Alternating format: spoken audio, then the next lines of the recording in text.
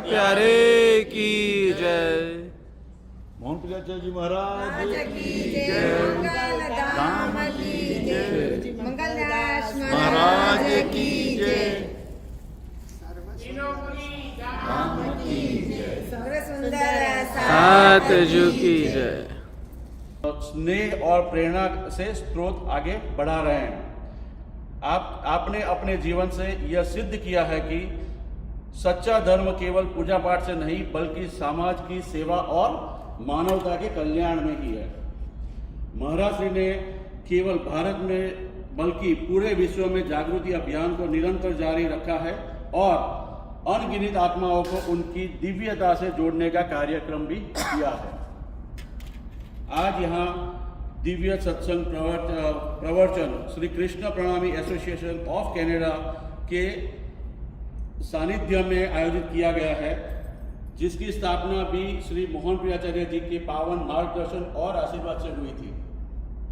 गुरु जी आपके विचार और आपकी वाणी हमें हमेशा यह सिखाती है कि भक्ति और करुणा से बड़ा कोई मार्ग नहीं। आज सब जन आप यहाँ हमारे बीच हैं, तो हम सभी को आपके आशीर्वचन सुनने और आध्यात्मिक उन्नति का अवसर प्राप्त हो रहा है। अब मैं महाराज श्री को निवेदन करता हूँ कि कार्यक्रम की शुरुआत करें। प्रणाम जी।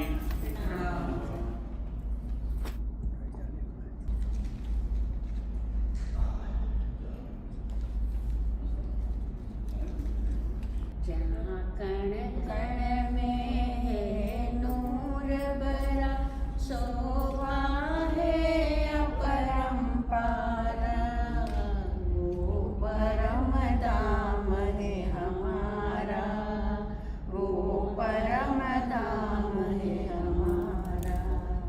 जहाँ कण कण में नूर बरा शोभा है अपरंपार,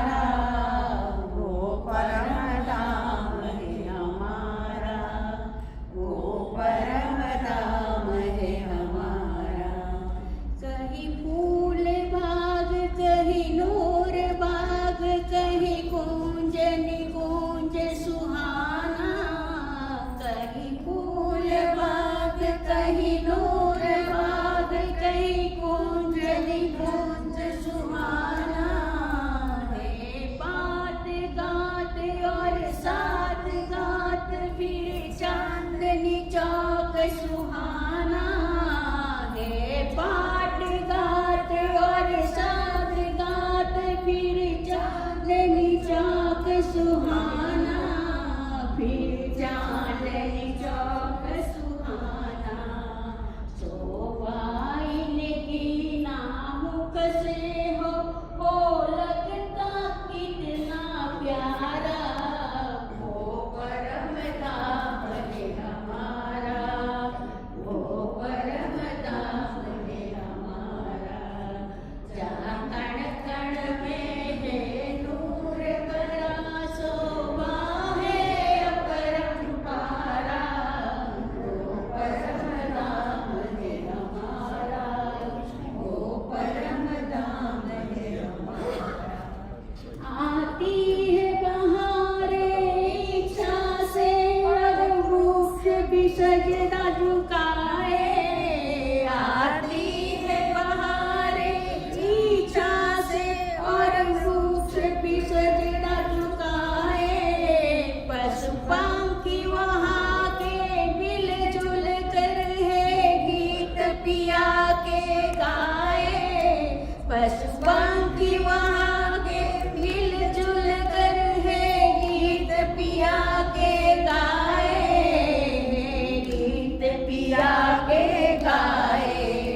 दिन रात पिया के दर्शन होते बोले जय जयकारा, वो परम धाम है हमारा, वो परम धाम है हमारा।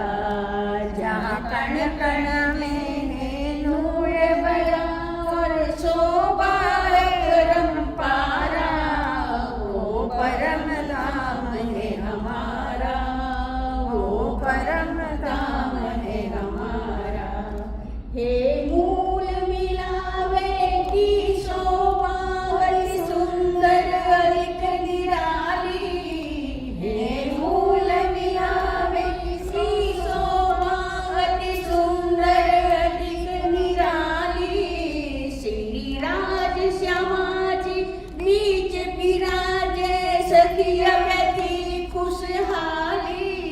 श्री राज श्यामा जी बीच विराजे सखिया बैठी खुशहाली। सखिया बैठी खुशहाली। सूरता से देखे शोभा को होता है अजब नजारा। वो परम धाम है हमारा, वो परम धाम है हमारा। जहाँ कण कण में है नूर भरा और शोभा है परम्पारा। वो परम धाम है हमारा, वो परम धाम है हमारा। बोलो श्री प्राणनाथ प्यारे की। श्री परमात्मने नमः। श्री गुरु चरण कमलेभ्यो नमः।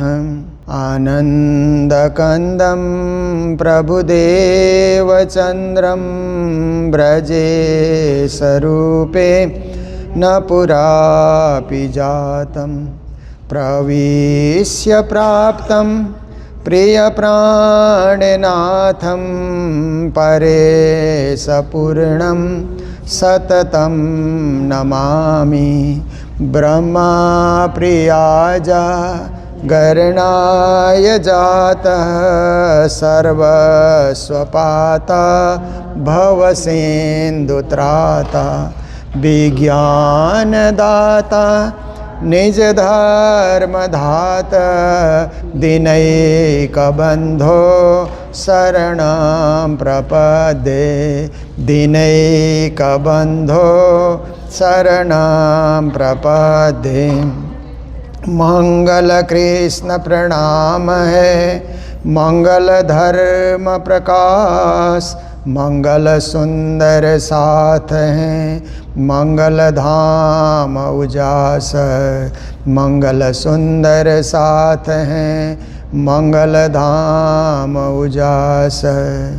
बोलो वृंदावन बिहारी लाल की, सद्गुरु महाराज की, श्री प्राणनाथ प्यारे की, महारानी बाईजूराज की, महाराजा छत्रसाल की, गुरुजी मंगलदास महाराज की, श्री कृष्ण प्रणामी धर्म की, तीनों पुरी धाम की, सर्व सुंदर साथ की।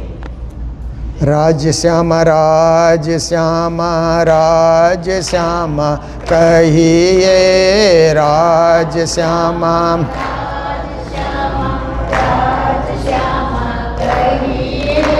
जेहि विध राखे राज तेहि विध रहिए।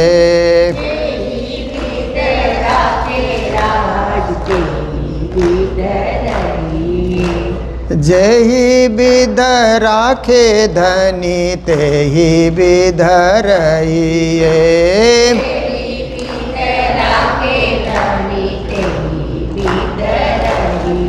श्री राज श्यामा राज श्यामा राज श्यामा कहिए राज श्यामा।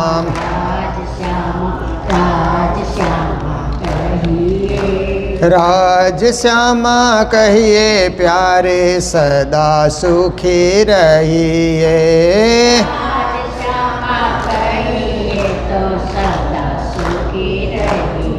श्री राज श्यामा कहिए प्यारे सदा सुखी रहिए।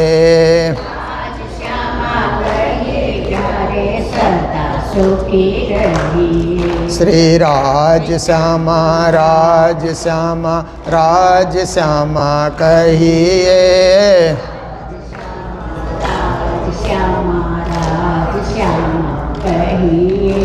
राज श्यामा कहिए प्यारे परम धाम जाइए।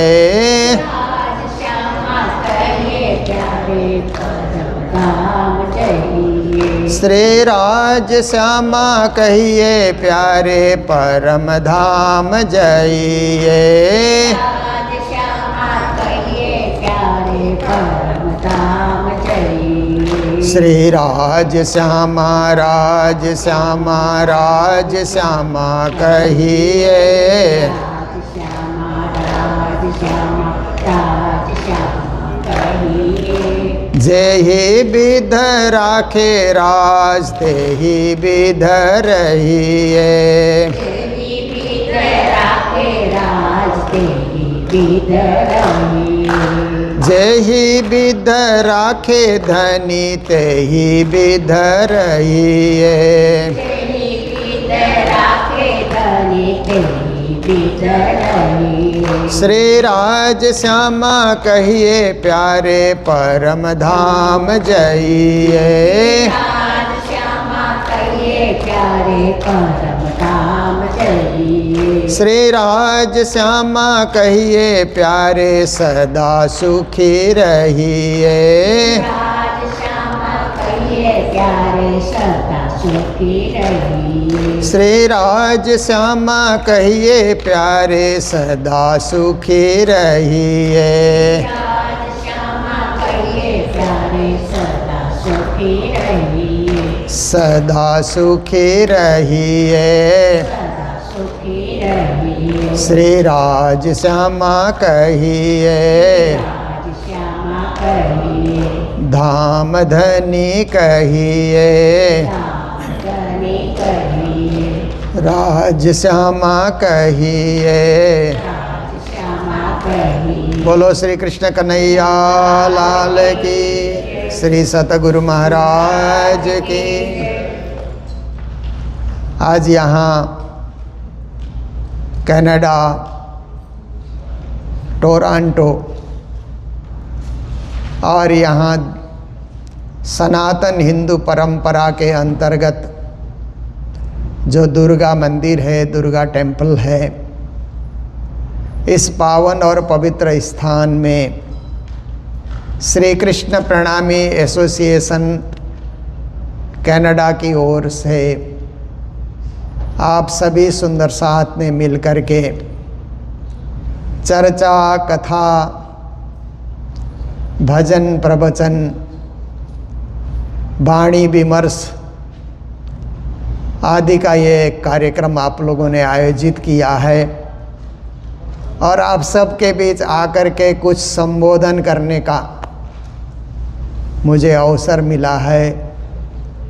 तो हम लोग थोड़ी देर ज्ञान चर्चा में, ज्ञान गंगा में गोते लगाते हैं।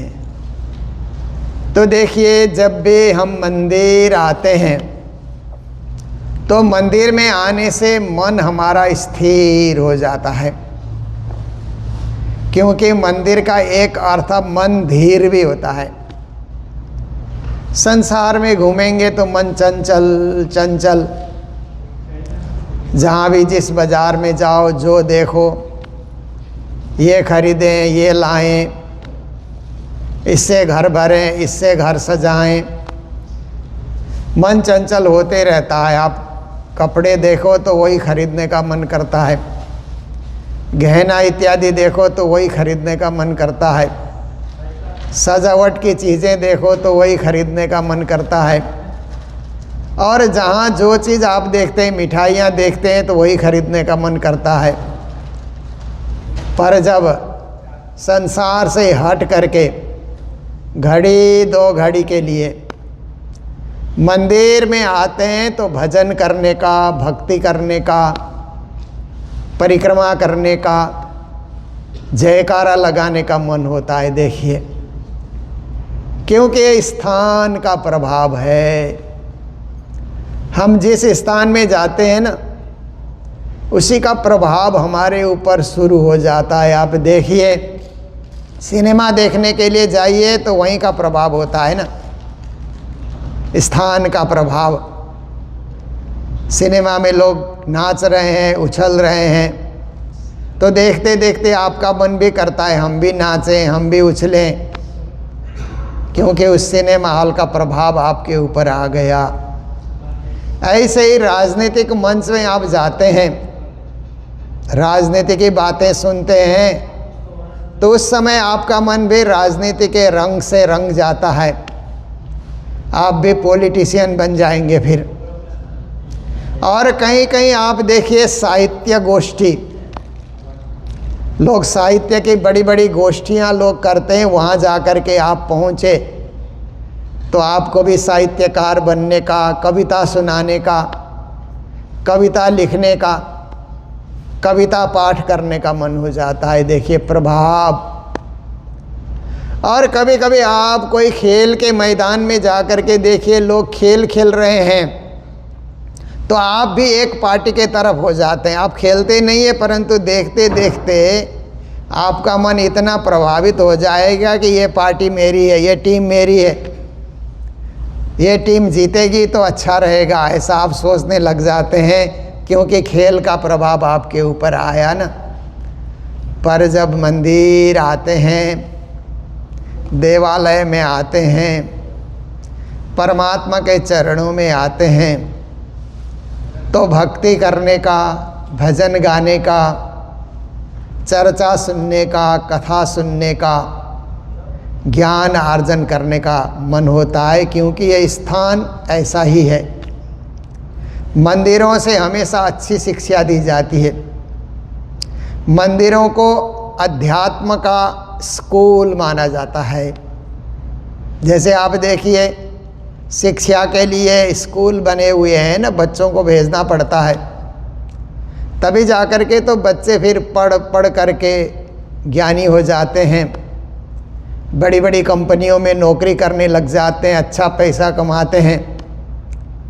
पर पहले तो पढ़ना ही पड़ेगा, स्कूल जाना ही पड़ेगा, मेहनत करना ही पड़ेगा। उसका फल है कि बच्चे लोग फिर बड़े अफसर बन जाते हैं, डायरेक्टर बन जाते हैं, CEO बन जाते हैं पढ़ाई करने के बाद। तो ऐसे ही हम मंदिर में आते हैं तो धर्मशास्त्र की हम पढ़ाई करें, क्योंकि मंदिर में आने से हमें गीता पढ़ने का, भागवत पढ़ने का, रामायण पढ़ने का और भी हिंदू धर्म के बहुत सारे शास्त्र पढ़ने का हमें मौका मिल जाता है। और शास्त्र बहुत हैं, परंतु हिंदू धर्म में एक विश्वविख्यात ग्रंथ है, उसको श्रीमद् भगवत गीता कहा जाता है। क्योंकि गीता में जो फिलॉसफी है, जो दर्शन है, अन्य ग्रंथों में इतना दर्शन इकट्ठा नहीं मिलता है। अन्य ग्रंथों में दर्शन पढ़ने के लिए बहुत ज़्यादा ढूंढना पड़ता है, कथाएं ज़्यादा आती है, शिक्षा और दर्शन कम मिलता है। पर कृष्ण की जो गीता है, कृष्ण ने युद्ध में, महाभारत के युद्ध में अर्जुन को ज्ञान दिया। अर्जुन को तो केवल एक माध्यम चुना उन्होंने, विश्व को ज्ञान दिया। कृष्ण का जो गीता का ज्ञान है, समस्त विश्व के लिए उन्होंने दिया है ये ज्ञान। तो उसको जब हम पढ़ते हैं तो हम इतने ज्ञानी और समझदार हो जाते हैं। एक बार भी हम गीता पढ़ लें, 700 उसमें श्लोक हैं, 700 श्लोक में से बहुत सारे श्लोक तो अर्जुन के पूछे हुए श्लोक हैं, कृष्ण के जवाब के श्लोक। हम पढ़ते जाएं तो हमारे अंदर देखिए ज्ञान भरता जाएगा। आप देखिए पहला अध्याय तो अर्जुन विषाद योग कहते हैं ना, अर्जुन को विषाद हुआ, क्या करें क्या न करें, ऐसी स्थिति में कन्फ्यूज्ड हो गए अर्जुन। युद्ध में लड़ाई लड़ें कि युद्ध से हट जाएं, क्योंकि सामने तो सारे अपने बंधु बांधव लड़ने के लिए खड़े हैं कौरव पक्ष में। कौरव और कोई नहीं है, वो भी अपने ही भाई बंधु हैं, धृतराष्ट्र के पुत्र हैं। और अर्जुन है तो पांडु के पुत्र हैं, अब भाई भाई के बेटे हैं। पर आपस में इतना भयंकर महाभारत का युद्ध होने की तैयारी है कि बहुत सारे राजा उस पक्ष में हैं, बहुत सारी सेना उस पक्ष में है, बहुत सारी सेना पांडवों के पक्ष में है। और अर्जुन को अपने बाण चला करके सबको प्रहार करना है। श्री कृष्ण उनके रथ को चला रहे हैं, कृष्ण सारथी बने हुए हैं। तो ऐसे समय में कृष्ण को सारथी बनाने के लिए तो दुर्योधन ने भी चाहा था। दुर्योधन भी गया था कृष्ण के पास कि महाभारत का युद्ध होने वाला है, बहुत बड़ा युद्ध। हे श्री कृष्ण, आप अपनी नारायणी सेना लेकर के हमारे पक्ष में आ जाइए, ये प्रार्थना करने के लिए दुर्योधन भी पहुंचा था। और इधर से अर्जुन भी पहुंचे। तो कहते हैं कि जब दुर्योधन और अर्जुन पहुंचे तो श्री कृष्ण द्वारिका धाम में लेटे हुए थे, भोजन करके थोड़ा विश्राम कर रहे थे। तो दुर्योधन जाकर के क्या करता है कि श्री कृष्ण के सिरहाने के पास, सिर के पास जाकर के वो बैठ जाता है। जैसे ही जागेंगे तो मुझे देखेंगे। और कृष्ण ने ये सोचा था कि मुझे बुलाने के लिए दुर्योधन भी आ रहा है, अर्जुन भी आ रहा है, तो भगवान को तो पक्षपाती नहीं बनना चाहिए। इसलिए भगवान कृष्ण ने सोचा मेरी आंख खुलेगी तो जो पहले दिखेगा उसी के पक्ष में लगूंगा मैं। ऐसा कृष्ण ने सोचा था मन से। तो ये दुर्योधन को पता लग गया था, इसलिए आंख के पास ही, सिरहाने के पास जाकर के वो बैठ गया। जब कृष्ण की आंखें खुलेंगी तो मुझे ही पहले देखेंगे। और अर्जुन गए तो अर्जुन चरण के पास पहुंच गए, बैठ गए। अर्जुन ने सोचा आंखें खुलेगी तो मैं तो चरणों के पास हूँ, मुझे ही श्री कृष्ण देखेंगे। थोड़ी देर के बाद कृष्ण की नींद खुली। और खुलने के बाद कृष्ण ने ऐसे नींद खुली तो सामने अर्जुन को देखा। कहो अर्जुन कब आए? तो दुर्योधन बोलता है अर्जुन से पहले मैं आया हूँ, आपके बिल्कुल बगल में तो मैं बैठा हूँ, आपने तो अर्जुन को देखा, मुझे देखा ही नहीं। कृष्ण ने कहा अरे दुर्योधन, तो कहाँ मेरे सिर के पास आ गया। जब नींद खुलती है तो सामने वाला ही दिखलाई देता है ना, सिर के पास कौन खड़ा है वो कहाँ से दिखलाई देगा, आंखें तो सामने ही जाती है। इसीलिए मैंने पहले अर्जुन को देखा। महाभारत के युद्ध में मैं अर्जुन के साथ रहूंगा।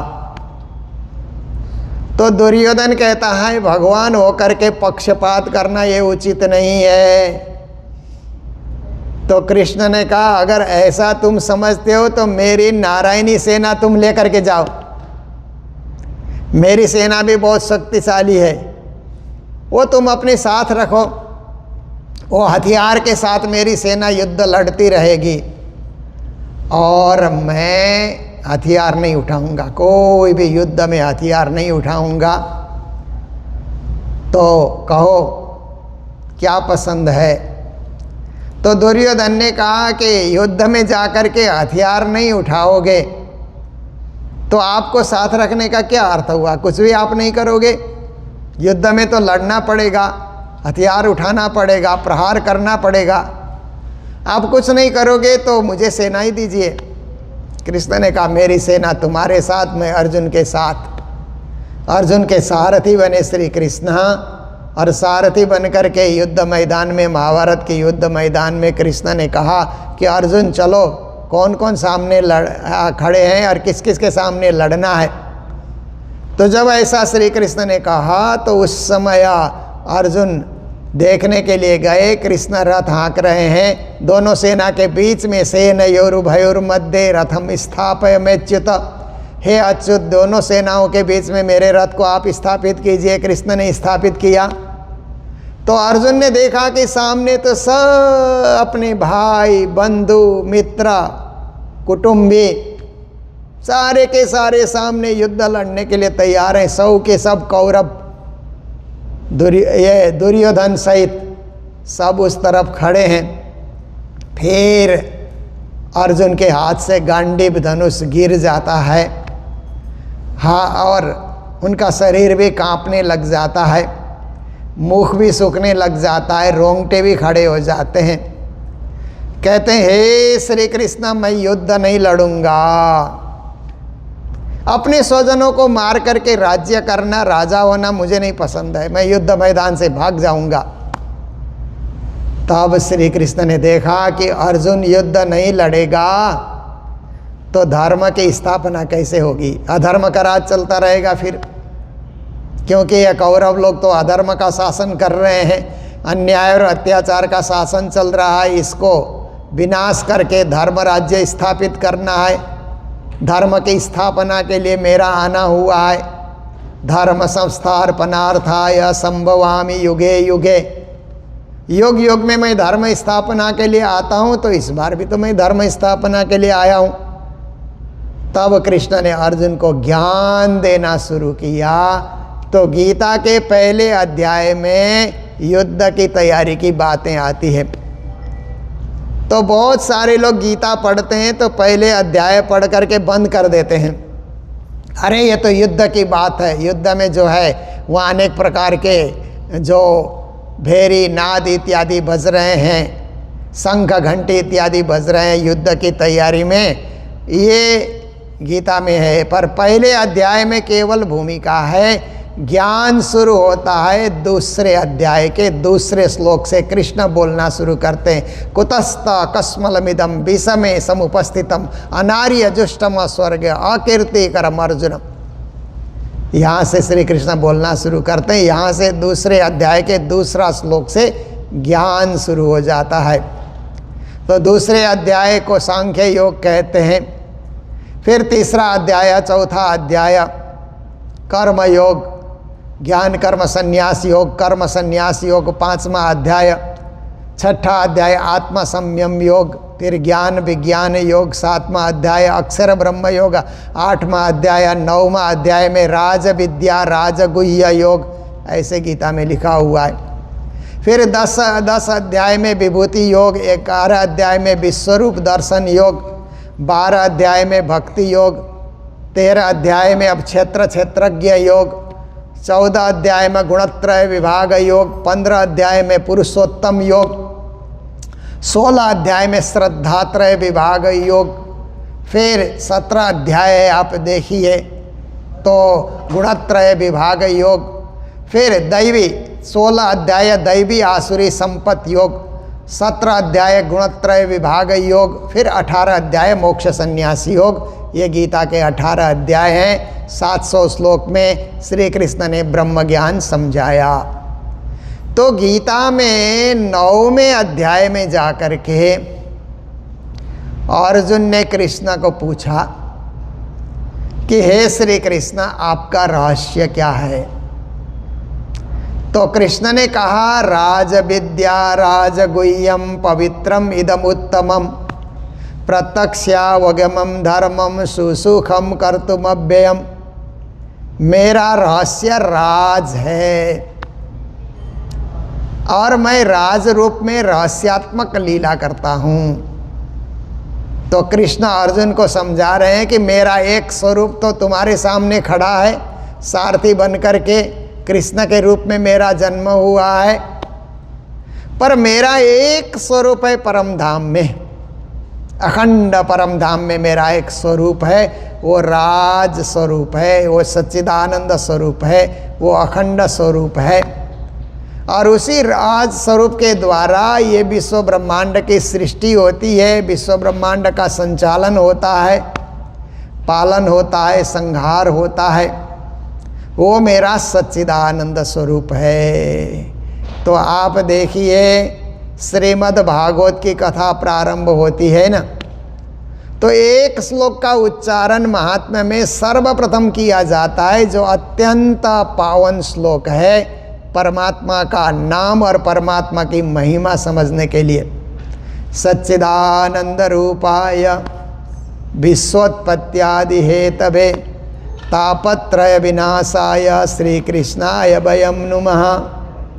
यहाँ से भागवत का शुभारंभ किया जाता है। ये महात्म्य का श्लोक है।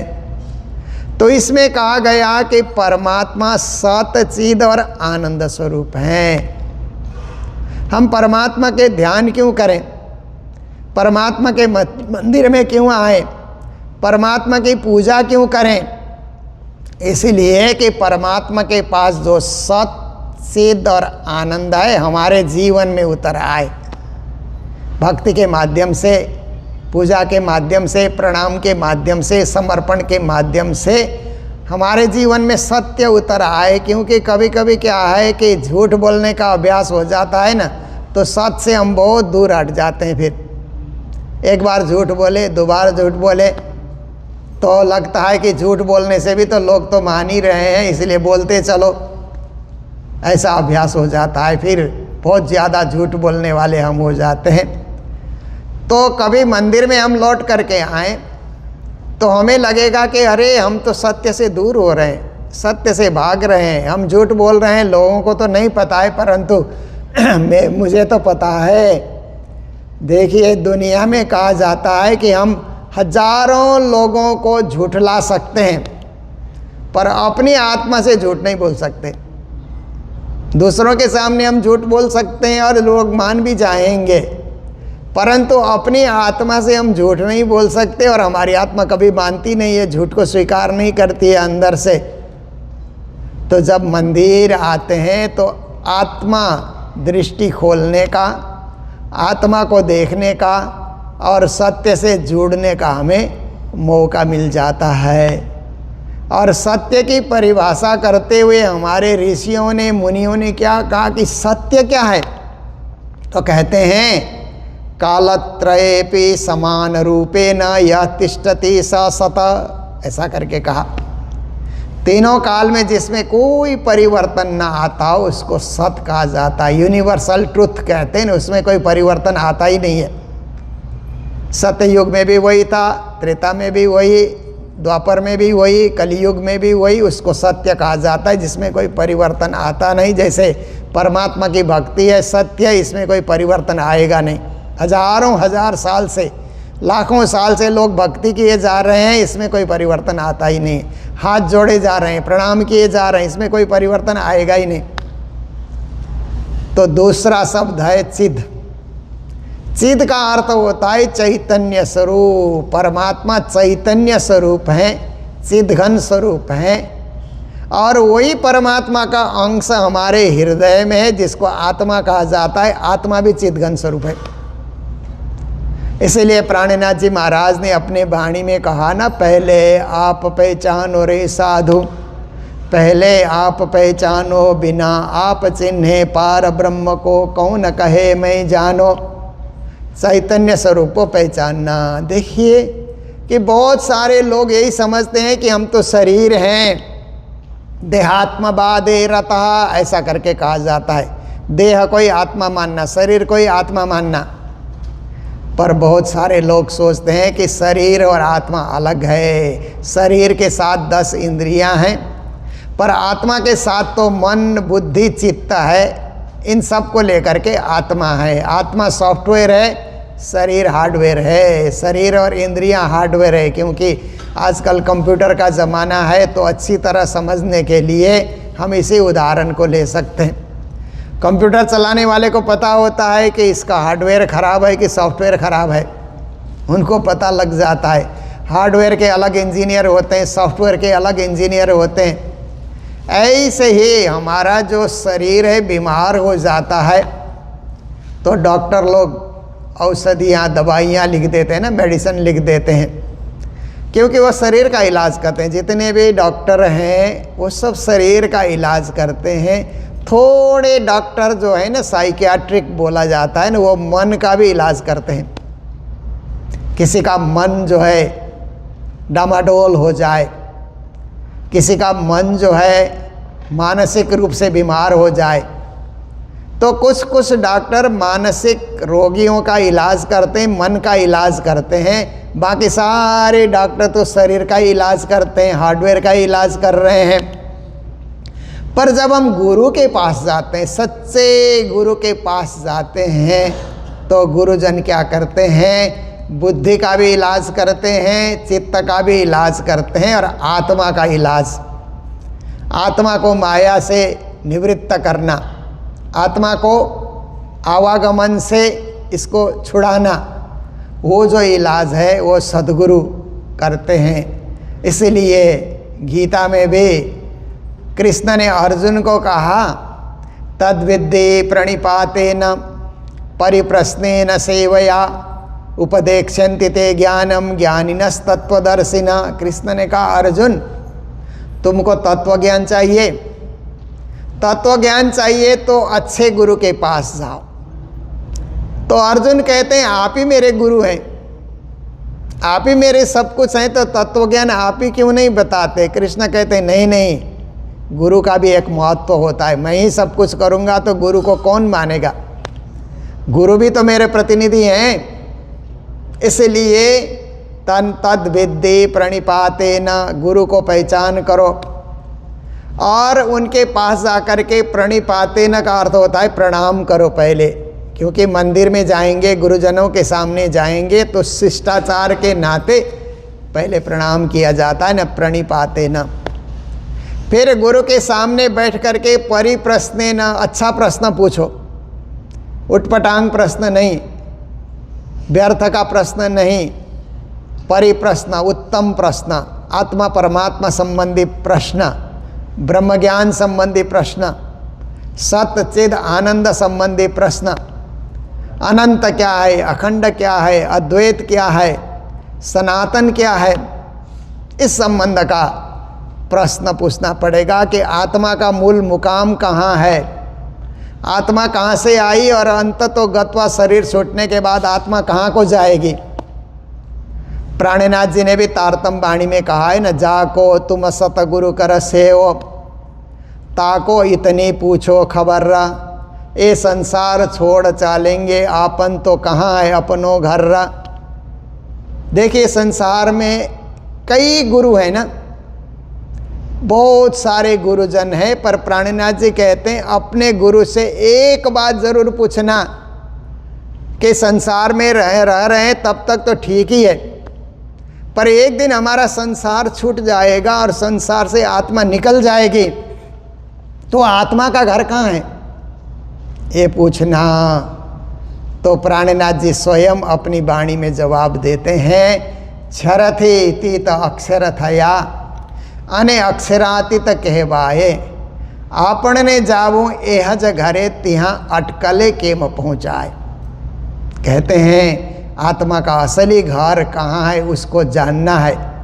तो प्राणनाथ जी ने जो वाणी में कहा वही चीज़ कृष्ण गीता में कह रहे हैं कि द्वाभिमौ पुरुषौ लोके क्षर साक्षर एव च क्षर सर्वाणि भूतानि कूटस्थोक्षर उच्यते उत्तम पुरुषस्तन्य परमात्मे तुदारित यो लोकत्रयमाविश्य बिभर्तव्य ईश्वर। कहा क्षर से परे अक्षर, अक्षर से परे अक्षरातीत, वही परम धाम है। आत्मा का असली ठिकाना वही परम धाम है, उसी परम धाम में आत्मा को जगाना है। देखिए, और इसी चीज़ को प्राणनाथ जी ने वाणी में क्षरथि तीत अक्षरतया अपनी चौपाइयों में उसी को प्राणनाथ जी ने सुंदर रीत से बताया कि आत्मा का सही ठिकाना वो परम धाम है। बाकी तो और भी बहुत सारे धाम बने हुए हैं, स्वर्ग वैकुंठ से लेकर के निराकार शून्य आदि से लेकर के गौलोक धाम, सबलिक धाम, केवल धाम, अक्षर धाम, पर आत्मा का असली धाम, सबसे परे का धाम, सबसे श्रेष्ठ धाम, सर्वोत्तम धाम, उससे उत्तम कुछ नहीं है। उसको परम धाम करके गीता में भी कहा, महामती प्राणनाथ जी ने भी अपनी वाणी के अंतर्गत कहा।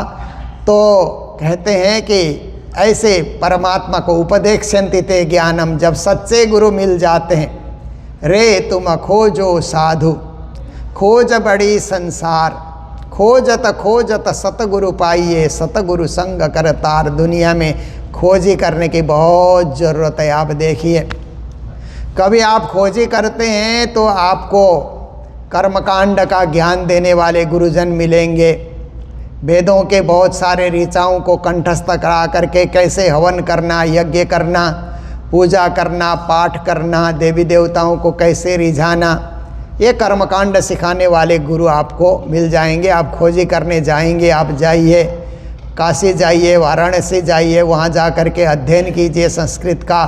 तो कर्मकांड कैसे किया जाता है ये समझाने वाले गुरु मिलते हैं, क्योंकि अपने आप कोई कर्मकांड कर नहीं सकता, उसकी भी विधियाँ हैं, गुरु से सीखना पड़ता है। फिर आप देखिए कि आपके मन में विचार आया कि हम उपासना में लग जाते हैं, अनेक प्रकार के देवी देवता, क्योंकि हिंदू धर्म ऐसा धर्म है कि इस हिंदू धर्म के अंतर्गत बहुदेववाद कहते हैं ना, अनेक देवी देवताओं की पूजा होती है।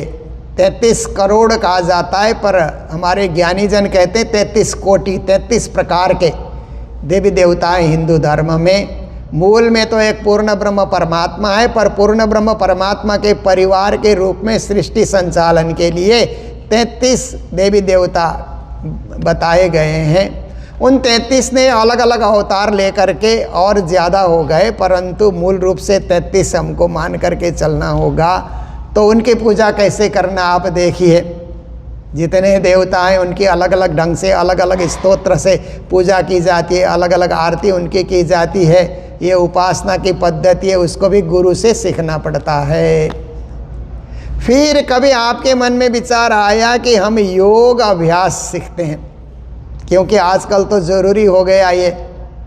और योग अभ्यास क्या है कि हमारे ऋषियों ने, मुनियों ने सबसे पहले, ऋषि पतंजलि ने सबसे पहले योग की शिक्षा दी है कि आप योग करोगे तो स्वास्थ्य भी आपका ठीक रहेगा, मन भी आपका ठीक रहेगा, और तन भी ठीक रहेगा, मन भी ठीक रहेगा, वचन भी ठीक बोलोगे आप, और आपकी आत्मा का भी कल्याण होगा योग अभ्यास से। ऐसा करके ऋषि पतंजलि ने बताया। तो हमारे बहुत सारे योग सिखाने वाले गुरुजन हैं। विदेशों में तो और ज़्यादा यहाँ के लोग योग में आकृष्ट हो जाते हैं, क्योंकि इतनी दवाइयाँ खा खा करके परेशान हो जाते हैं। तो योग अभ्यास से दवाइयाँ छूटती है, तो क्यों न योग अभ्यास करें। ऐसा करके आप, हर कोई घर में भी योग कर रहा है, पार्क में भी योग कर रहा है, योग के जितने भी विद्यालय खुले हैं वहाँ भी लोग जा कर के योग सीखते हैं। तो योग के ट्रेनिंग के लिए ऐसे अपने आप नहीं करना चाहिए। आपने देखा देखी साधे योग, छीजे काया बाढ़े रोग, एक कहावत है। आपने टीवी में देखा योग करते हुए और आपने भी शुरू कर दिया, चलो कपालभाति करते हैं, टीवी में ऐसे दिखाया जा रहा है, योगी गुरुजन ऐसे दिखा रहे हैं, आप भी बैठे बैठे शुरू कर दिया। चलो भस्त्रिका है, भस्त्रिका शुरू करते हैं, अनुलोम विलोम शुरू करते हैं। ऐसा करके आपने देख देख करके शुरू किया तो सही नहीं भी हो सकता है, क्योंकि तो आपने तो केवल देख के शुरू किया है। पर गुरु के पास रह करके अनुलोम विलोम करना है तो कितने देर तक श्वास को खींचना है, कितने देर उसको छोड़ना है। पूरक, कुंभक, रेचक, इस विधि से भी योग अभ्यास होता है। तो कोई योग जानने वाले गुरु से सीखने से योग पद्धति सर आप कर सकते हैं। मनमाना सीखने से कुछ उसका असर नहीं होगा, विधिवत सीखने से उसका असर होता है। उसके भी गुरु मिल जाते हैं, अच्छे जानकार गुरु मिल जाते हैं जिनसे योग अभ्यास सीखा जाता है। फिर यम, नियम, आसन, प्राणायाम, प्रत्याहार, धारणा, ध्यान, समाधि, अष्टांग योग, अष्टांग योग की शिक्षा हमें मिलती है। फिर आपके मन में विचार आया कि नहीं ठीक है योग अभ्यास ठीक है, परंतु हम ज्ञान सीखते हैं, हमें तो ज्ञानी बनना है। तो आपको ज्ञान सीखना है तो श्रीमद् भागवत आपको सीखना है तो वृंदावन में जा कर के कम से कम 2 साल तक भागवत के विद्यालय वहाँ चलते हैं। वहाँ आप ट्रेनिंग लेंगे, भागवत सीखेंगे तो आप भागवत के कथाकार बन जाएंगे। फिर आप कथा करने लग जाइए, क्योंकि भागवत का पूरा आपने क्या है अध्ययन ढंग से किया, वहाँ की कथाएँ आपने सुनी और आप कथाकार बन गए। कोई गया ही नहीं विद्यालय में, भागवत पढ़ करके ऐसे शुरू किया तो अपने मन से वो अर्थ कर रहा है, पद्धति सर वो नहीं करेगा, परंपरागत अर्थ वो नहीं करेगा। तो उसके लिए भी गुरु की ज़रूरत होती है। और किसी के मन में विचार आए कि हम भक्ति साधना करते हैं, क्योंकि कर्म साधना, उपासना साधना, योग साधना, ज्ञान साधना से भी परे मुझे भक्ति साधना करनी है। तो भक्ति साधना के भी 9धा भक्ति बताया गया है। श्रवणम, कीर्तनम, विष्णु स्मरणम, पाद सेवनम, अर्चनम, बंदनम, दास्यम, सख्यम, आत्मनिवेदनम। आप देखिए 9धा भक्ति बताई गई है। तो 9धा भक्ति में एक भक्ति तो अभी आपकी हो रही है, आप बैठ करके सुन रहे हैं ना। ये भक्ति अपने आप हो रही है। भक्ति का मीटर चालू हो गया। जब से आप सुनने बैठे ना यहाँ पर, मीटर चालू हो गया है कि आप सुनते रहिए, भक्ति अपने आप हो रही है। कुछ करना नहीं है आपको, बस बैठ के सुनना है, इधर उधर उठ के नहीं जाना है। जब तक कथा होती रहेगी, चर्चा होती रहेगी, कहीं जाना नहीं है, बस बैठ करके सुनना है। अपने आप भक्ति आपकी हो रही है, उसको श्रवण भक्ति कहा जाता है। और दूसरी भक्ति होती है कीर्तन भक्ति। कीर्तन भक्ति में जब कीर्तन कराने वाले आते हैं तो उनके साथ साथ दोहराना, उनके साथ साथ गाना, इसमें थोड़ा आपको खटना पड़ेगा, श्रम करना पड़ेगा, गाना पड़ेगा ना। नहीं गाएंगे तो कीर्तन भक्ति होगी नहीं। और ताली भी बजानी होगी, क्योंकि कीर्तन भक्ति में बिना ताली बजाए कीर्तन पूर्ण नहीं होता है। आप ताली भी बजाते रहिए, गाते भी रहिए, थोड़ा परिश्रम हुआ श्रवण भक्ति से। पर श्रवण भक्ति में तो कुछ भी नहीं करना है, चुपचाप बैठना है, सुनते जाना है। कितनी अच्छी भक्ति है ना, कितनी सरल भक्ति है, नवधा भक्ति में से पहली भक्ति। तो कीर्तन भक्ति उससे, और जैसे प्रथम कक्षा है, दूसरी कक्षा में जाते हैं ना, ऐसे कीर्तन भक्ति है।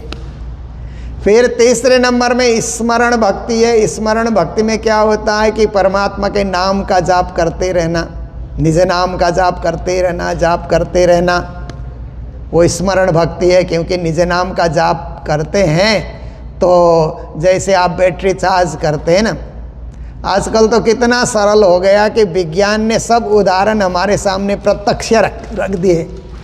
आप मोबाइल प्रयोग करते हैं तो सुबह सुबह उसको चार्ज करना पड़ता है ना। कई लोग सुबह नहीं करते हैं तो किसी के घर में जाते ही बोलते हैं मोबाइल चार्ज करना है, मोबाइल चार्ज करना है। आप सुबह कर दीजिए ना। जब उठ करके आप नहाने धोने जाते हैं तो पहले मोबाइल को चार्ज में रख दीजिए, नहा धो करके आइए, और आप भी मंदिर में बैठ करके मोबाइल भी चार्ज हो रहा है, आप भी पूजा करके चार्ज हो रहे हैं। आपके जीवन में भी सच्चिद आनंद से पूजा करके आप भी चार्ज हो रहे हैं और इधर मोबाइल भी चार्ज हो रहा है। उसके बाद फिर उठ करके नाश्ता कीजिए तो पेट भी आपका चार्ज हो जाएगा, फिर आप तंदुरुस्त रहेंगे, स्वस्थ रहेंगे, सब कुछ ठीक ठाक रहेगा। पर सुबह आपने मोबाइल को चार्ज नहीं किया और ऑफिस के लिए निकले, उसमें बैटरी डाउन है, क्या करेंगे आप? कुछ नहीं कर सकते हैं। तो ऐसे ही सुबह हमने पूजा नहीं की, भक्ति नहीं की, स्मरण नहीं किया तो दिन भर हमारा फीका फीका जाता है। दिन भर कुछ करने के लिए सोचते हैं तो काम बनता नहीं, बिगड़ता ज़्यादा है। इसलिए सुबह सुबह निज नाम जप करके, निज नाम पढ़ा तिन सब पढ़ा, सब मंत्र न का भेद, निज नाम बिना खाली गया, पढ़ पढ़ चारों वेद। इसलिए चारों वेद का सार है परमात्मा का नाम, उसको जप करना, उसको स्मरण भक्ति कहा जाता है। और उससे परे पाद सेवन भक्ति, परमात्मा के चरणों की सेवा करना, चरणों में फूल लेकर जाना और अर्पण करना, चरणों में चंदन लगाना और परमात्मा के चरणों में प्रणाम करना। क्योंकि मंदिर में हम लोग जाते हैं ना, तो परमात्मा का जहाँ सिर है वहीं सिर रख करके हम प्रणाम नहीं करते, वो विधि नहीं है। परमात्मा का जहाँ चरण है वहाँ मस्तक रखा जाता है, ये विधि है। परमात्मा को आराधना करने की विधि क्या है कि सीधा मंदिर में जा करके जहाँ उनका चरण है, चरण में प्रणाम कीजिए, चरण का ध्यान करके प्रणाम कीजिए, उसको पाद सेवन भक्ति कहा जाता है। तो ऐसी भक्ति हम मंदिर में जा कर के किया करें और वहाँ फूल चढ़ाएं, फल चढ़ाएं, द्रव्य चढ़ाएं, जो इच्छा हो हम लोग चरणों में परमात्मा को अर्पण करें, वो पाद सेवन भक्ति कहलाती है। फिर उसके बाद अर्चना भक्ति है, प्रार्थना करें। केवल मंदिर में गए, प्रणाम किया, प्रार्थना नहीं कर रहे हैं तो अर्चना नहीं होती है। पूजा अर्चना आप कीजिए वहाँ जा कर के, वो अर्चना भक्ति है। फिर वंदना भक्ति है, कुछ बैठ कर के भजन कीजिए तो वंदना भक्ति हो जाती है। फिर दास्य भक्ति है कि हम उनके दास हैं, ऐसा भाव रखिए तो दास्य भक्ति है। सख्य भक्ति है, जैसे हनुमान जी ने अपने आप को दास समझा तो दास्य भक्ति हनुमान जी ने की। अर्जुन ने कृष्ण को सखा कहा, सखेति मत्वा प्रसवम यदुग्धम, हे कृष्ण हे यादव हे सखेति। अर्जुन कृष्ण को सखा के रूप में बुलाते थे, तो सख्य भक्ति भी एक श्रेष्ठ भक्ति है। पर इन सब से आगे और 9 में जा कर के 9वीं क्लास में पहुंचने की भांति 8 प्रकार की भक्ति पूरी हुई। तो 9वीं में जा कर के आत्मा निवेदन भक्ति है, आत्मा को परमात्मा में चढ़ा देना। परमात्मा महाआत्मा है, परमात्मा आत्मा का समूह है, इसलिए मेरी छोटी सी आत्मा भी परमात्मा को समर्पण है। मैं परमात्मा को समर्पित हो जाता हूँ। जैसे हम मंदिर में जा कर के बोलते हैं ना, तना मन धन अर्पण की हो, सब तुम पे ब्रजराज, मन भावे सोई करो हाथ तुम्हारो लाज। ये क्या है? आत्मा निवेदन भक्ति है। मंदिर में जाने के बाद हे परमात्मा, मेरा तन भी आपको अर्पण, क्योंकि ये तन शरीर लेकर के तो मैं मंदिर में आया हूँ, प्रणाम कर रहा हूँ, तो मेरा तन भी आपको अर्पण है, मेरा मन भी आपको अर्पण है। मंदिर में जब तक रहेंगे और बात नहीं सोचेंगे, व्यापार के विषय में नहीं सोचेंगे, राजनीति के विषय में नहीं सोचेंगे, घर परिवार के विषय में नहीं सोचेंगे, केवल परमात्मा के विषय में सोचेंगे, तो मेरा मन भी आपको अर्पण हो गया। और मैं जो कुछ आपको द्रव्य चढ़ाना है वो भी चढ़ा रहा हूँ, मेरा धन भी आपको अर्पण हो गया। सब तुम पे ब्रजराज है, ब्रज में राज करने वाले परब्रह्म श्री कृष्ण, मन भावे सोई करो। अब मैं आपका हो गया, मेरी आत्मा आपकी हो गई। अब आपने आदेश कीजिए, आप जैसा आदेश करेंगे मैं वैसा कार्य करूँगा। मनमुखी नहीं बनूंगा, मैं प्रभुमुखी बनूंगा, गुरुमुखी बनूंगा। मन मर्जी में नहीं चलूँगा, आपकी इच्छा से मैं चलूँगा। ये भाव क्या है? आत्मसमर्पण भक्ति इसको कहा जाता है। पर श्री प्राणनाथ जी महाराज, ये तो नवधा भक्ति हुई। श्री प्राणनाथ जी महाराज जो प्रणामी परंपरा के सदगुरु देवचंद्र जी और प्राणनाथ जी महाराज हुए, उन्होंने कहा कि और एक भक्ति है, नवधा भक्ति से परे की भक्ति और एक भक्ति है। 9 क्लास पढ़ने के बाद 10वीं क्लास में बच्चे जैसे जाते हैं, ऐसे ही एक और भक्ति है, उसको दशधा प्रेम लक्षणा भक्ति कहा जाता है। भक्ति रेखा त्रिधा प्रोक्ता सगुणा निर्गुणा परा सगुदा नवदा कहता, हाँ, निर्गुणाष्टविधा स्मृता दश लक्षण संयुक्ता पराख्या प्रेम लक्षणा। प्रेम लक्षणा भक्ति दशधा भक्ति 10वीं क्लास में पहुंचने की तरह है। तो प्रेम लक्षणा भक्ति क्या है कि आप परमात्मा के पास जाएंगे तो हृदय में प्रेम सजा करके, प्रेम से जाइए। आप मंदिर में जाते हैं तो मंदिर में कोई खाली हाथ तो नहीं जाता है, फूल लेकर के जाता है, फल लेकर के जाता है, नैवेद्य लेकर के जाता है, भोग व्यंजन लेकर के जाता है, या कुछ भी लेकर के जा रहा है, वस्त्र चढ़ाने जा रहा है। तो हर चीज़ को लेकर के जाए तो प्रेम जोड़ करके उसमें, प्रेम उसमें जोड़ना होगा। आप देखिए, जैसे अपने दोस्त का जन्मदिन आता है ना, बर्थडे कहते हैं ना, जन्मदिन आता है तो यार दोस्त लोग सब गिफ्ट लेकर के आते हैं ना। तो गिफ्ट लेकर के आते हैं तो गिफ्ट देते हैं, तो गिफ्ट नहीं देते, प्रेम भी साथ में देते हैं ना। गिफ्ट के साथ प्रेम जुड़ा हुआ होता है। ऐसे नहीं तो कई लोग गिफ्ट लेकर के आते ही नहीं है, खाली हाथ भी आ जाते हैं। पर कई लोग गिफ्ट लेकर के आ रहे हैं, बस छोटा ही एक डॉट पेन लेकर के आए हों, अंदर खोलने से तो गिफ्ट बहुत बड़ा नहीं होता है, परंतु उसमें प्रेम है ना, प्रेम जुड़ जाता है। तो कितना अच्छा लगता है कि आप गिफ्ट को स्वीकार कर रहे हैं। तो कई दिन तक तो खोलते भी नहीं आप, क्योंकि प्रेम मिल गया तो सामान क्या करना, सामान का कोई मूल्य नहीं है, प्रेम का मूल्य होता है। ऐसे ही परमात्मा के मंदिर में, श्री राज के द्वार में हम जाते हैं तो प्रेम को साथ में लेकर के जाएं। आपने गीता का मैं उदाहरण इसलिए दे रहा हूँ कि गीता में हर चीज़ का प्रमाण मिल जाता है। तो कृष्ण ने, अर्जुन ने कृष्ण को कहा कि प्रभु आप कैसे मिलोगे, क्या चढ़ाएं आपको? तो कृष्ण ने कहा, पत्रम पुष्पम फलम तोयम यो मे भक्त्या प्रयच्छति तदहम भक्त परितमश्नामि प्रयतात्मना। हे अर्जुन, मुझे प्रसन्न करना चाहते हो तो एक पत्ता चढ़ाओ मुझे, मैं खुश हो जाऊंगा। तो आप सोचिए कि पत्ता चढ़ाने से श्री कृष्ण खुश हो जाएंगे तो हम बहुत पत्ते मिल जाते हैं, झाड़ों में बहुत पत्ते मिल जाते हैं, तोड़ करके ले आएंगे और चढ़ा देंगे, क्या खुश होंगे।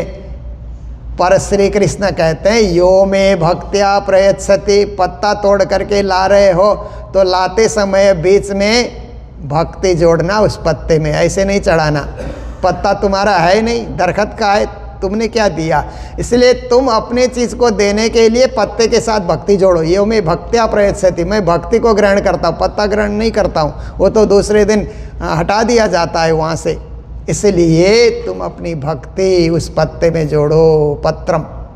फिर कहते हैं फूल लेकर के आओगे तो भी भक्ति जोड़ करके ले आना, फूल तो मुरझा जाता है, भक्ति नहीं मुरझाती है। क्योंकि ये जो प्रेम है, श्रद्धा है, विश्वास है, भक्ति है, ये अरूप है, इनका रूप नहीं है अपना। रूप ही नहीं है तो अब उनको किसी रूप वाले के साथ उनको बिठा करके ले जाना पड़ेगा, रूप वाले के साथ उनको स्थापित करके ले करके जाना पड़ेगा। इसके लिए आप देखिए कि पत्र है, फूल है, फल है, जल है। कृष्ण ने कहा जो भी तुम मुझे चढ़ाओ, भक्ति पूर्वक चढ़ाओ, उसमें भक्ति जोड़ोगे तो मैं उसे ग्रहण कर लूँगा। यो में भक्ता प्रयच्छति तदहम भक्तो प्रयतामश्नामी प्रयतात्मा, उसको मैं ग्रहण करूँगा, मैं खुश हो जाऊँगा। पर भक्ति नहीं चढ़ा सके तो सामान से मैं खुश नहीं होता। परमात्मा उस सामान के भूखे नहीं है, परमात्मा तो के भावना के भूखे होते हैं ना। भाव का भूखा हूँ मैं, भाव ही एक सार है, भाव से जो भजता मुझे तो भव से बेड़ा पार है। भावना में, प्रेम में। इसलिए प्राणनाथ जी ने अपनी वाणी में कहा प्रेम खोल देवे सब द्वार, पारे के पार जो पार पंथ होवे कोटि कलप, प्रेम पहुँचावे मिने पलक, प्रेम ऐसी भांत सुधारे ठौर बैठे पार उतारे।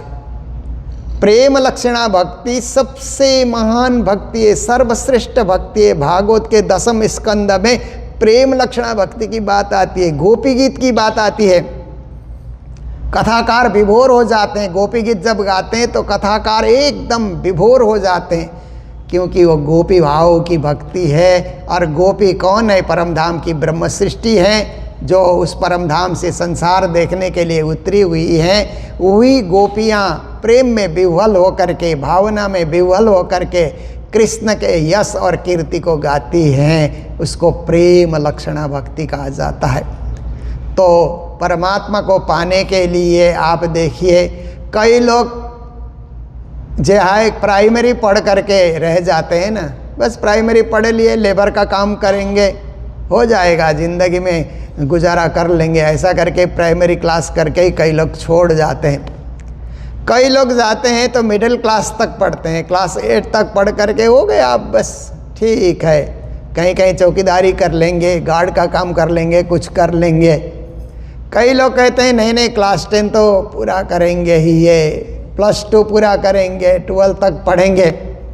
कुछ लोग कहते हैं हम ग्रेजुएट बन जाते हैं, कुछ लोग कहते हैं हम मास्टर डिग्री लेंगे, MA करेंगे, कुछ लोग कहते हैं हम PhD किए बिना नहीं छोड़ेंगे पढ़ना। पढ़ करके हम क्या है कि MPhil, DLit, PhD आदि बड़ी बड़ी डिग्रियां होती है, वो डिग्रियां लेकर के ही हम चैन से रहेंगे। तो यही भक्ति मार्ग में भी यही है कि कई लोग सोचते हैं कि हमने कुछ कर्म कांड सीख लिया तो हम संतुष्ट हैं। कई कहते हैं हम उपासना तक जाएंगे, कई कहते हैं हम योग तक जाएंगे, कई कहते हैं हम ज्ञान तक जाएंगे। और जो पहुँचे हुए गोपी भाव की साधना करने वाले, जो वृंदावनी भक्ति करने वाले जो होते हैं, वो कहते हैं जब तक गोपी भाव उदय नहीं होगा हम हटने वाले नहीं हैं, हम लगे रहेंगे, डटे रहेंगे और गोपी भाव की भक्ति करके श्याम तन श्याम मन श्याम है हमारो धन, 8 याम ओधो हमें श्याम ही सो काम है। श्याम श्याम करते हुए प्राणनाथ जी ने उसी पराकाष्ठा के भाव को अपने सटरुति वाणी में कहा, हो श्याम पियू पियू करी रे पुकारूं। हे श्याम, हे पियू, हे परमात्मा, आप ही मेरे प्राणों के नाथ।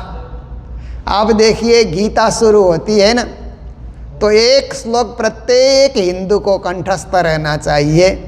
और आप भी कोशिश करिए कि अपने बच्चों को, सबसे पहले तो हम सब हिंदू हैं, फिर अलग अलग संप्रदाय से हम लोग जुड़े हुए हैं। कोई वैष्णव संप्रदाय से जुड़ा है, कोई शैव संप्रदाय से, कोई शाक्त संप्रदाय से, कोई आर्य समाज से, है ना, कोई प्रणामी समाज से, अलग अलग समाज से हम जुड़े हैं, पर कुल मिलाकर के हम सब हिंदू हैं। तो प्रत्येक हिंदू को संस्कृत के बहुत सारे श्लोक याद नहीं हो सके तो एक श्लोक तो याद होना ही चाहिए, और वो बच्चों को भी याद कराना चाहिए। बड़ा सरल श्लोक है और गंभीर उसका अर्थ है।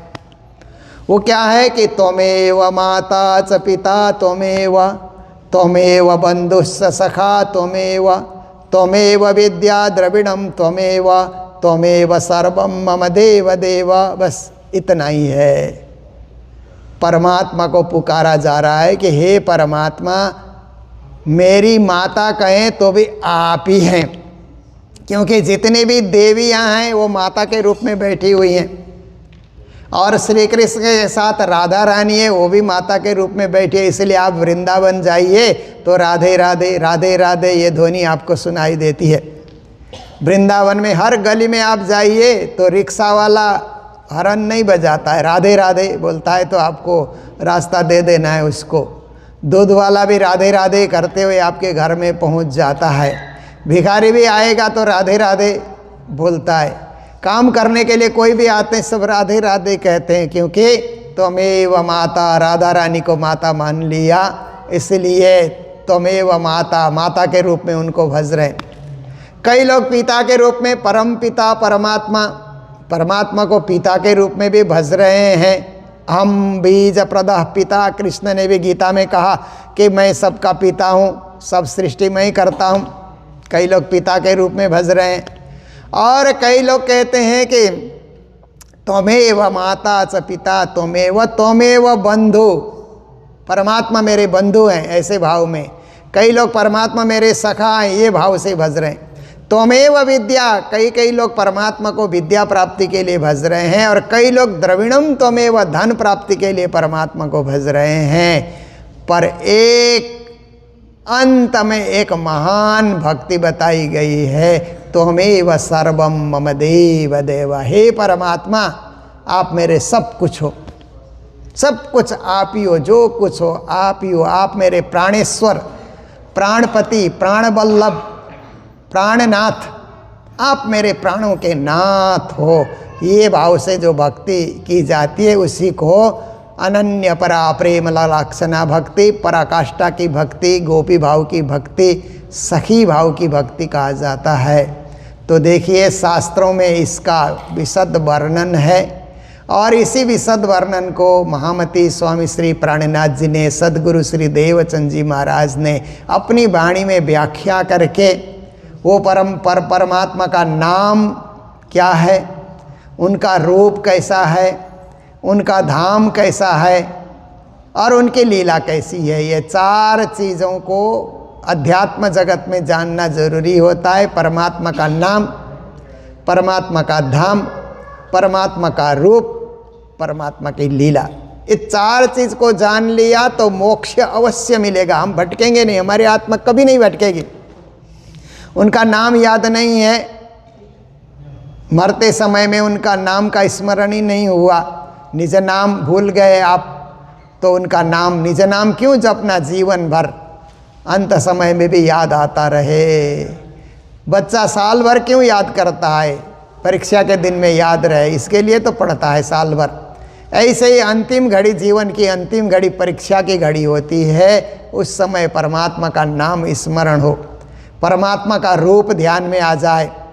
क्योंकि कई लोग परमात्मा को अरूप निराकार रूप में ध्यान करते हैं, कई लोग शुद्ध साकार सच्चिदानंद के रूप में ध्यान करते हैं।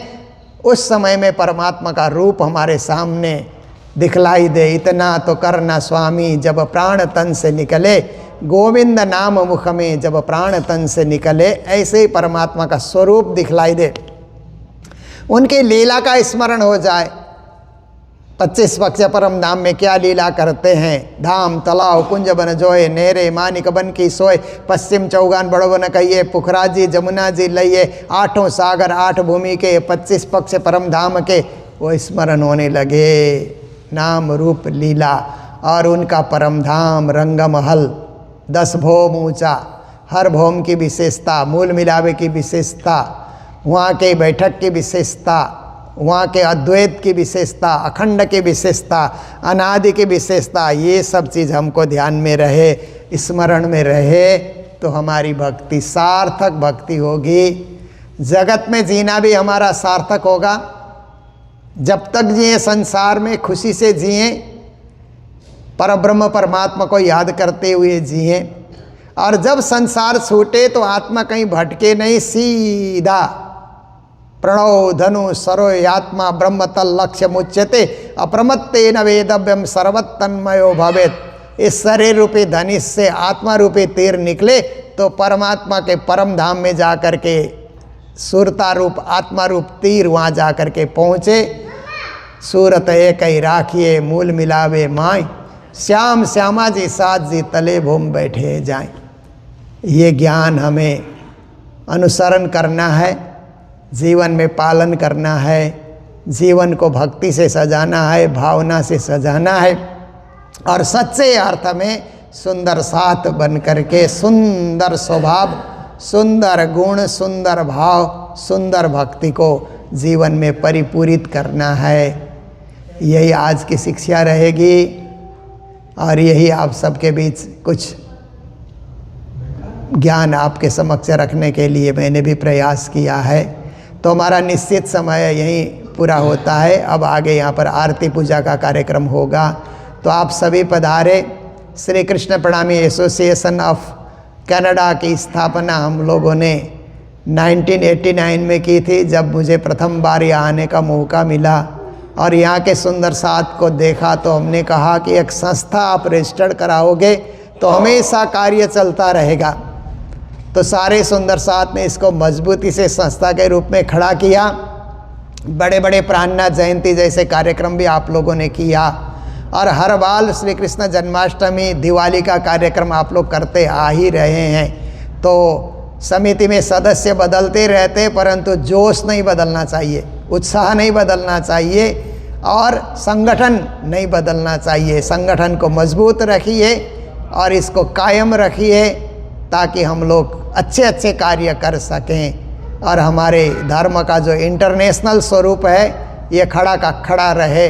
ऐसा कार्य हम लोग करते चलना है। आप लोग इसके प्रतिपालक हैं, सदस्य हैं, इसको खूब मजबूती से आप लोग आगे बढ़ाएं। यही आशीर्वाद, शुभकामना, मंगल कामना व्यक्त करते हुए अभी के शब्दों को मैं यही विराम देने जा रहा हूँ। जय जयकार के साथ बोलो कृष्ण कन्हैया लाल की, सद्गुरु महाराज की, श्री धाम के धनी की, हिंदू सनातन धर्म की, कृष्ण प्रणामी धर्म की प्रणाम।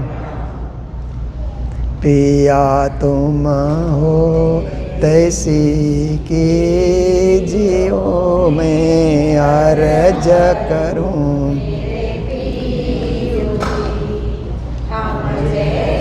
सुना ना, करो मेरा तलप तलप जाए जीव जी।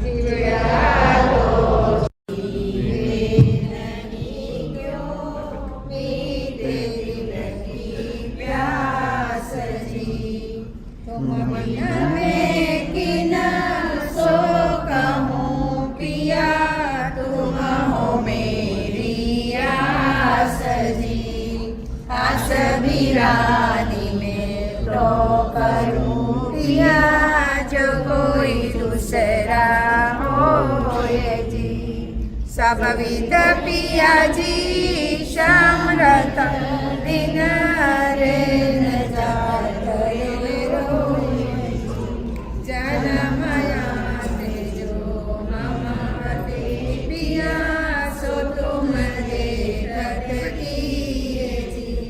जब तुम आप देखाओगे तब देखुए नावल जी। बेटी पुकार पिया जी सोन के अब दिल करो तुम जी न जी। क्षण भवर जो लीजियो में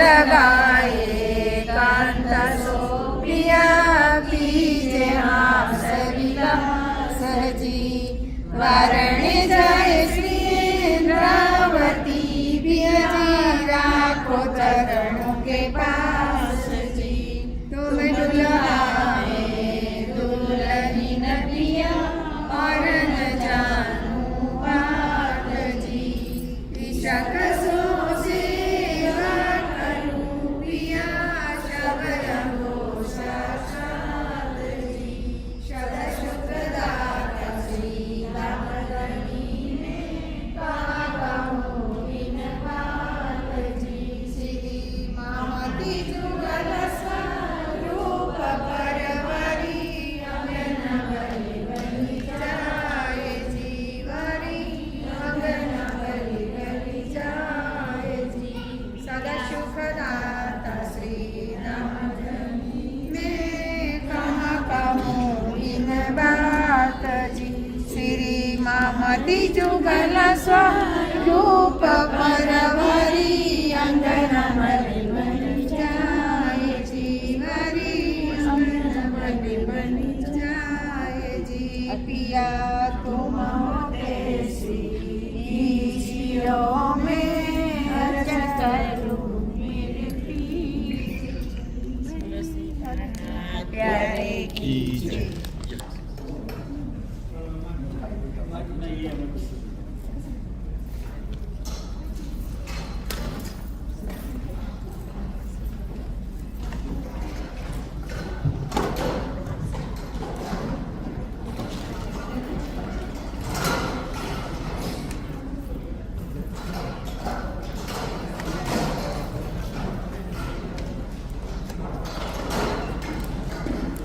सर्वार्थसाधिकै शरण्यै त्र्यम्बके गौरी नारायणी नमोऽस्तुते सर्वबाधाविनिर्मुक्तो गणराज्यसुतान्विता मनुष्योऽप्रसादेन भविष्यति न संशयः सर्वबाधा त्रैलोक्यस्याखिलेश्वरी एवमेव त्वया कार्यम् अस्मद्वैरिणा गौरी मैया जय श्यामा गौरी तुमको चरण जावत मैया जी को प्रतिदिन सेवक हरि ब्रह्मा ओम जय गौरी मांग सिंदूर विराजत टेको मृगमणि को मैया की को मृगमणि को उज्ज्वल शैलो नैना निर्मल शैलो नैना चंद्रमा बलनी को ओम जय गौरी काले समाधि काले रास्ता पर राज मैया रास्ता पर राज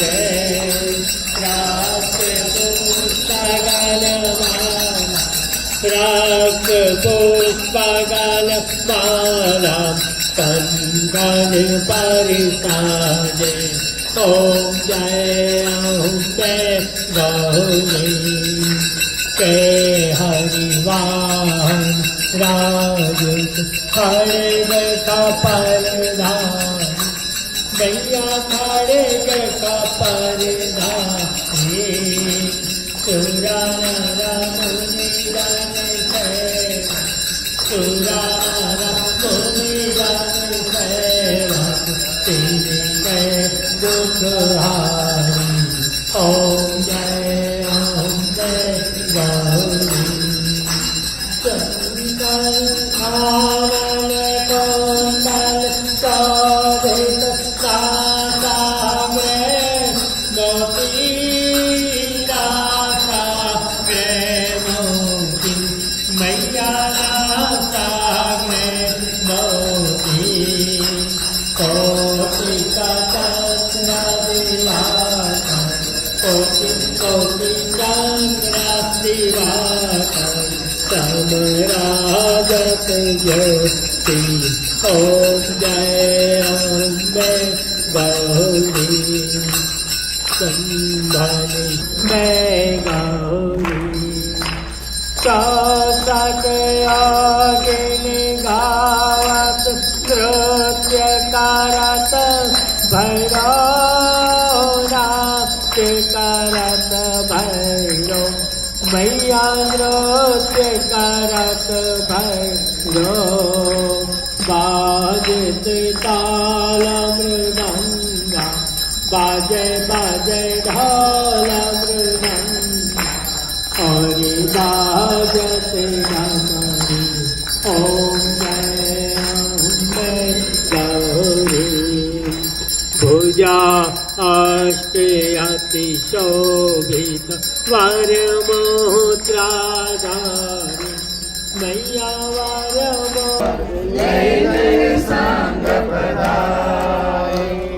त्रिगुण पास के बंद पड़े धनी सोफंदा निर्वारे तो वारी वारी गाँव में अपने पिया पर शोभा मुख सुनावे मारा बाबा जी ने सिंहासन आसन बैठा श्री सत्र साल गुण गावे श्री महाराजा गुण गावे श्री साकुंडल गुण गावे।